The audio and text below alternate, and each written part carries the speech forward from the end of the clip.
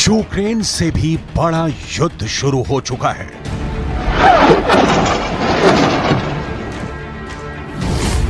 Ukraine से भी ज्यादा खून बहने वाला है।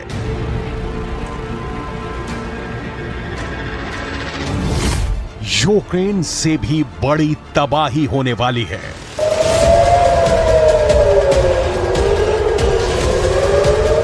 फिलिस्तीन और इजरायल के बीच सबसे बड़ी आग भड़क चुकी है और अब इस युद्ध में इतनी लाशें गिरेंगी कि ना पुतिन ने देखी होंगी ना ज़ेलेंस्की ने। इजरायल के टैंक जलाए जा रहे हैं।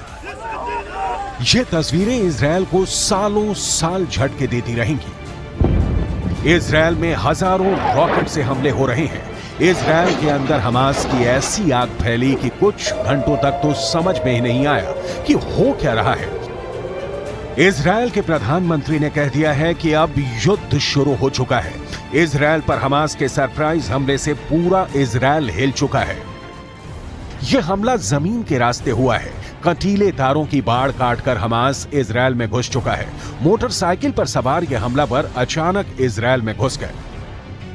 यह हमला समंदर के रास्ते हुआ है। हमास की स्पीड बोट इजरायल के किनारों पर हमले के लिए पहुंच रही है। यह हमला आसमान से हुआ है। ग्लाइडर की मदद से हमास का मिलिशिया इजरायल में किसी कमांडो की तरह उतर रहा है। 7 अक्टूबर 2023 ये इजरायल और फिलिस्तीन की तारीख में ऐसा खूनी दिन कहा जाएगा जिसके बाद वर्ल्ड वॉर की बात होने लगी है। हमास के कमांडर ने इस हमले को नाम दिया है ऑपरेशन अल अक्सा फ्लड। इजरायल के प्रधानमंत्री बेंयामिन नेतन्याहू ने भी कह दिया है कि युद्ध शुरू हो चुका है। ישראל, אנחנו במלחמה, לא במבצע, לא בסבבים, במלחמה. הבוקר חמאס פתח במתקפת פתע רצחנית נגד מדינת ישראל ונגד אזרחיה. אנחנו בתוך זה משעות הבוקר המוקדמות. अभी की तस्वीरें क्या है ये आप इजरायल से आने वाले वीडियो को देखकर समझिए। खून खराबा बहुत ज्यादा होने वाला है। ये युद्ध थमने वाला नहीं। गाजा से लगे इजरायली इलाके जल रहे हैं और अब अगले 24 घंटे बहुत ही गंभीर होने जा रहे हैं। हमले की शुरुआत कैसे हुई ये बहुत गौर से देखिएगा। जो तस्वीरें विचलित कर सकती हैं उन्हें एडिट करके हटा दिया गया है। ये हमास के हमलावर हैं जो 7 अक्टूबर को सुबह सुबह इजरायल के एक मिलिट्री कैंप पर हमला कर दिया। इस दौरान हमास के इस ग्रुप ने ग्लाइडर का भी इस्तेमाल किया और फिर ये उड़ते हुए इजरायल के मिलिट्री कैंप के पास उतरे। ग्लाइडर पर 2 हमलावर सवार हैं और उनके हाथ में है मशीन गन। ऐसे कई ग्लाइडर लॉन्च किए गए और फिर उन्होंने उतरते ही इजरायल के अड्डों पर गोलीबारी शुरू कर दी।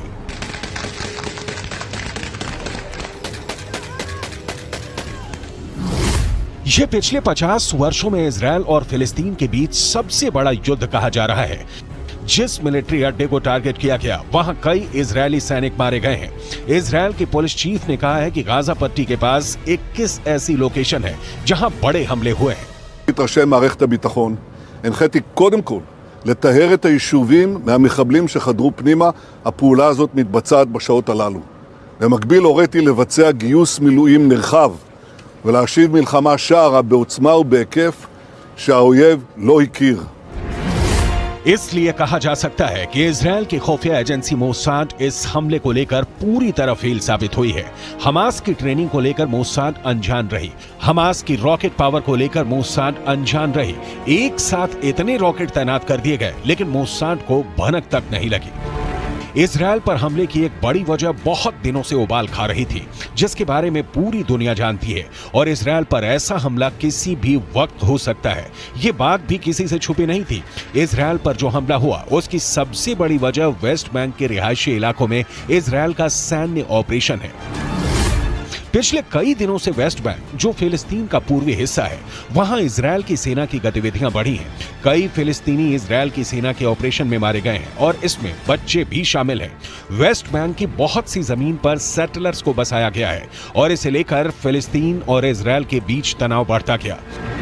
हमास के ऑपरेशन अल अक्सा फ्लड में इजरायल की सेना पर जितना बड़ा हमला किया गया उसकी तस्वीरें बहुत ज्यादा खतरनाक हैं।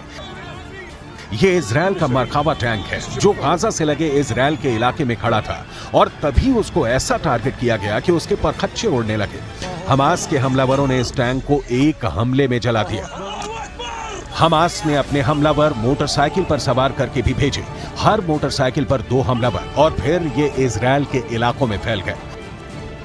बाद में इजराइल से जो वीडियो आया उसमें आप ऐसे ही हमलावरों को एसयूवी पर सवार होकर जाते देख सकते हैं। लेकिन ग्राउंड अटैक से बड़ा तो हवाई अटैक हुआ है। हमास ने इतने रॉकेट दागे हैं कि इजराइल गिन भी नहीं पाया। חמאס עשה טעות חמורה הבוקר, הוא פתח במלחמה כנגד מדינת ישראל. חיילי צה"ל נלחמים בכל נקודות החדירה כנגד האויב.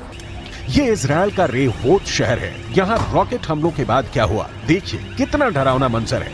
गाजा पट्टी से लॉन्च किए गए रॉकेट यहाँ आकर गिरे और फिर हर तरफ आग लग गई। ऐसा ही हाल इजराइल के कई और शहरों का भी हुआ है। हर तरफ सायरन बज रहे हैं।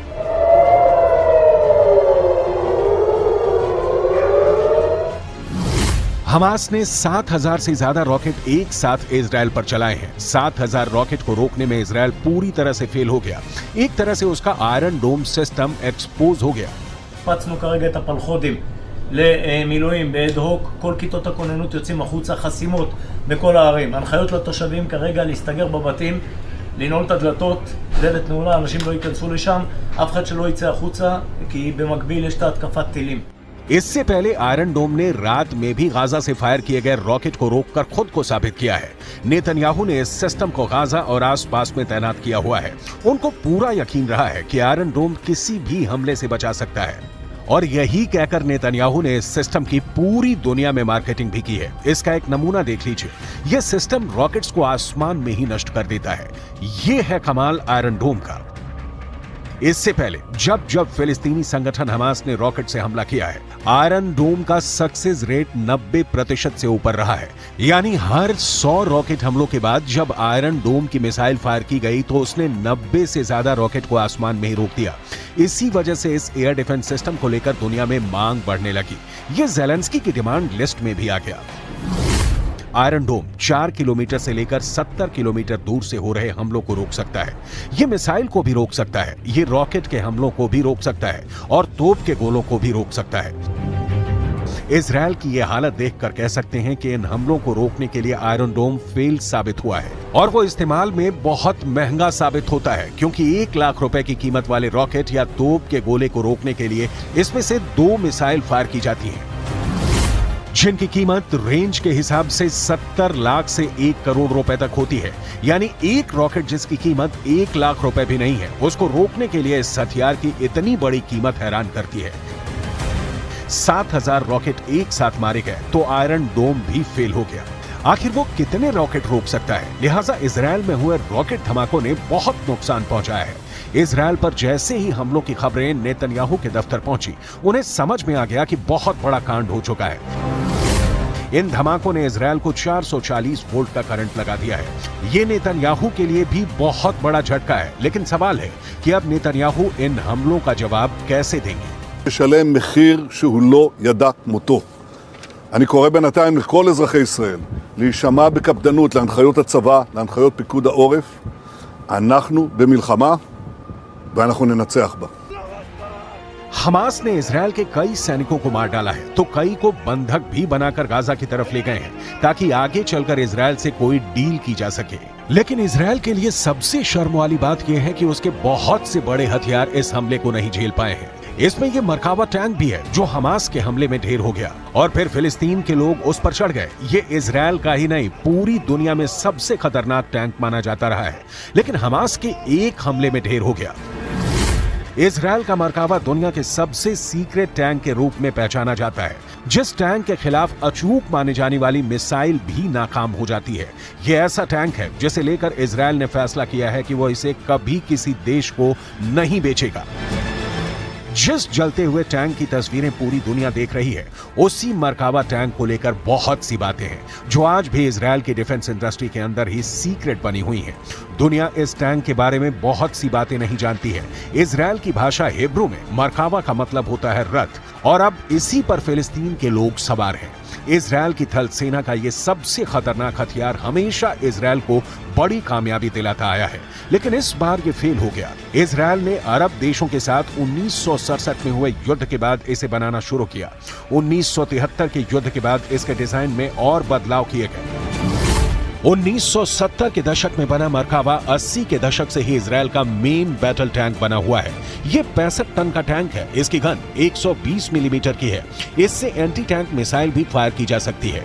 1500 हॉर्स पावर वाले इंजन से ये 65 किलोमीटर प्रति घंटे की रफ्तार तक दौड़ सकता है। लेकिन जब हमास ने हमला किया तो ये टैंक जहां था वहीं खड़ा रह गया। दूसरे टैंकों की तरह इस टैंक का इंजन पीछे नहीं आगे होता है, ताकि दुश्मन के हमले के वक्त इस टैंक में बैठे सैनिक सुरक्षित रहें।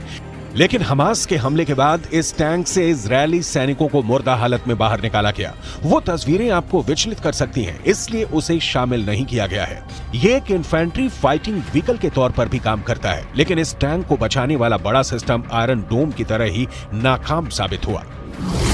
इजरायल के इस टैंक में अमेरिका के एब्रम्स टैंक वाली कई तकनीक जोड़ी गई है, ताकि ये दुश्मन के अटैक से बच सके। ट्रॉफी एपीएस यानी एक्टिव प्रोटेक्शन सिस्टम मिलने के बाद इसकी डिफेंसिव पावर कई गुना बढ़ गई है। ये इसे एंटी टैंक गाइडेड मिसाइल से बचाता है। ये टेक्नोलॉजी अब आधुनिक टैंकों के लिए बहुत जरूरी बन चुकी है। इसी टैंक के जरिए इजरायल अपने 4 बड़े दुश्मनों को रौंदने की ताकत रखता है और उसके लिए हमेशा तैयार भी रहता है। इजरायल का पहला दुश्मन है फिलिस्तीन और उसके लड़ाके ग्रुप जैसे हमास, दूसरा है लेबनान और हिजबुल्लाह मिलिशिया, तीसरा है सीरिया और चौथा है ईरान, जिसे इजरायल अपने लिए सबसे बड़ा खतरा मानता है। ईरान भी खुद इजरायल को भी अपना सबसे बड़ा दुश्मन मानता है। जब से इजरायल 1948 में कायम हुआ है, तब से अरब मुल्कों के साथ उसकी दुश्मनी का लंबा इतिहास रहा है, लेकिन पिछले कुछ वर्षों में इनके रिश्ते सुधरने शुरू हुए। बहुत से अरब देशों और इजरायल के बीच राजनयिक रिश्ते कायम हुए हैं। इसे अब्राहम अकॉर्ड का नाम दिया गया और अरब देशों के बीच इजरायल की इमेज बिल्डिंग को एक नया लॉन्च पैड मिल गया। इसे पश्चिम एशिया में शांति करने का नया फॉर्मूला बताया गया। अब्राहम अकॉर्ड को उसके अंजाम तक पहुंचाने वाला अमेरिका, इजरायल और सऊदी अरब की सुलह कराने में भी जुट गया। लेकिन हमास के हमले के बाद जो माहौल बना है, यूएई यानी संयुक्त अरब अमीरात, सूडान, मोरक्को और बहरीन अब इजरायल के साथ अपने रिश्तों की शुरुआत कर चुके हैं। फिर ऐसा लगने लगा कि पश्चिम एशिया में अरब मुल्कों के बीच सबसे बड़े खिलाड़ी सऊदी अरब के रिश्ते भी इजरायल से सामान्य हो सकते हैं। लेकिन अब फिलिस्तीन को लेकर इजरायल और सऊदी अरब में दूरी फिर से बढ़ सकती है। हमास के हमले से पहले इजरायल अपने लिए बहुत सुकून महसूस कर रहा था। उसे लगा कि अब अरब मुल्कों से दोस्ती होगी तो उसकी राह आसान हो जाएगी। इससे पहले सऊदी अरब ने जॉर्डन में अपने राजदूत को फिलिस्तीन का अनिवासी राजदूत करार दिया था। राजदूत को यरूशलेम में काउंसल जनरल के तौर पर भी काम करने की जिम्मेदारी दी गई। लगा कि इजरायल के साथ रिश्तों को सामान्य करने की जो कोशिश पहले हुई है, उसमें सऊदी अरब ने एक नया पेंच फंसा दिया है, क्योंकि ये भी कहा गया कि यरूशलेम राजदूत के लिए राजनयिक बेस भी होगा। सऊदी अरब को मालूम था कि इजरायल की तरफ से इसका विरोध होगा और ऐसा हुआ भी। इजरायल ने फिलिस्तीन अथॉरिटी में सऊदी अरब के राजदूत के लिए यरूशलेम को राजनयिक बेस बनाने के विचार को खारिज कर दिया। इजरायल ने कहा कि सऊदी अरब के नए राजदूत फिलिस्तीन अथॉरिटी के साथ मुलाकात कर सकते हैं, लेकिन उन्हें यहां स्थायी तौर पर रहने नहीं दिया जाएगा। सऊदी अरब अब इजरायल को लेकर नरमी दिखाने से बचेगा, यानी इजरायल और सऊदी अरब के बीच राजनयिक रिश्ते फिलहाल फिलिस्तीन का मुद्दा सुलझने तक कायम नहीं होंगे। ये बात सऊदी अरब के क्राउन प्रिंस मोहम्मद बिन सलमान भी कहते आए हैं। हमास ने इजरायल के अब्राहम अकॉर्ड में एक तरह से पलीता लगा दिया है। हमास के हमले इतने ज्यादा हुए कि इजरायल में 21 लोकेशन अचानक एक्टिव हो गई। हर लोकेशन पर हमास की हमलावर टुकड़ी मौजूद थी, लेकिन उनको ट्रैक करने में इजरायल को कई घंटों का वक्त लग गया। כמו שאתם מבינים, אנחנו נמצאים כרגע במצב מלחמה. אין פה שום הסבר אחר. התקפה רבתית באזור רצועת עזה ויישובי הדרום. יש לנו כרגע 21 מוקדים פעילים באזור הדרום. इसमें कोई शक नहीं कि इजरायल इस हमले का बहुत बेदर्दी से बदला लेगा और वो हमास और उनके कमांडर्स को छोड़ेगा नहीं। अगले 24 घंटे बहुत अहम रहने वाले हैं। इस युद्ध को रोकने की कोशिश भी शुरू हो गई है, इसमें कोई शक नहीं। लेकिन इस बार हमास ने जिस डिग्री का हमला किया है, उसने इजरायल